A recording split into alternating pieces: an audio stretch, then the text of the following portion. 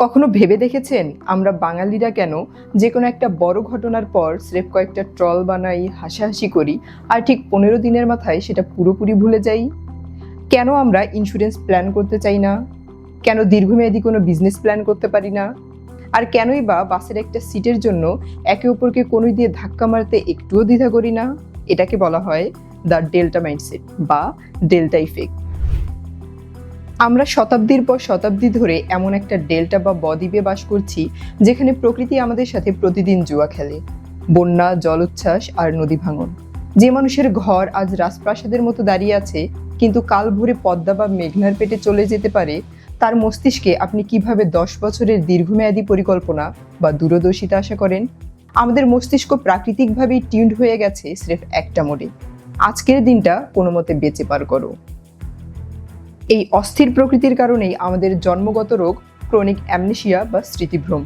প্রতি বছর নতুন দুর্যোগের মুখোমুখি হতে হতে আমাদের মস্তিষ্ক পুরনো ট্রমা আর কষ্টগুলোকে ব্যাকগ্রাউন্ড থেকে ডিলিট করে দেয়। আজকের দিনটাই সত্য। এই ভাবনার কারণে আমাদের সমাজে দীর্ঘমেয়াদী রাজনৈতিক বা সামাজিক সচেতনতা কোনোদিন দানা বাঁধতে পারেনি। বাংলাদেশ পৃথিবীর অন্যতম ঘনবসতিপূর্ণ দেশ। এর মানে কি? এর মানে হলো এখানে সম্পদের চেয়ে ক্ষুধার্ত মুখের সংখ্যা অকল্পনীয় রকমের বেশি। একটা ভালো সরকারি চাকরি, ভার্সিটির একটা সিট, এমনকি বাসের একটা হ্যান্ডেল ধরার জন্যও এখানে শত শত মানুষের সাথে যুদ্ধ করতে হয়।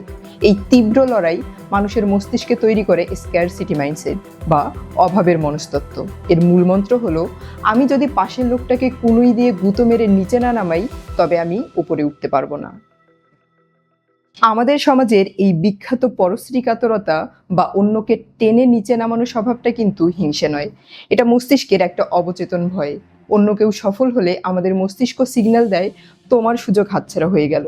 আর এই তীব্র অভাবের বাজারে টিকে থাকার জন্যই মানুষ বেছে নেয় দ্বিমুখী নৈতিকতা বা দুর্নীতি, কারণ এখানে সোজা আঙুলে কোনোদিন ঘি ওঠেনি আর উঠবেও না।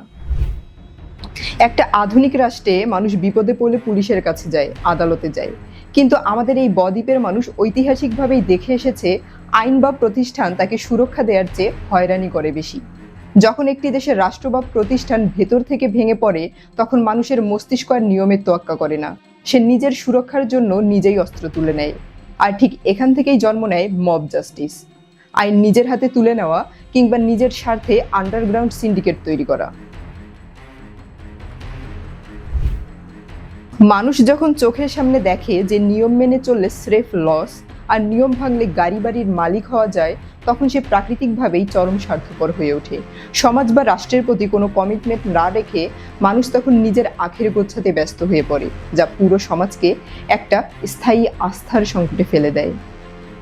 আমাদের এই মনস্তাত্ত্বিক জটিলতাগুলো কিন্তু কোনো জিনগত পাপ নয়, এটা হলো এই বৈরী বদ্বীপে টিকে থাকার জন্য আমাদের মস্তিষ্কে তৈরি করা একটা সার্ভাইভাল কোড। প্রকৃতিকে তো আর আমরা বদলাতে পারবো না, কিন্তু আমাদের এই শর্ট টার্ম সফটওয়্যারটা কি আমরা কোনোদিন বদলাতে পারবো? নাকি যুগের পর যুগ আমরা এই বদ্বীপের খাঁচায় একে অপরকে কামড়াকামড়ি করেই কাটিয়ে দেব? আপনার কি মনে হয়?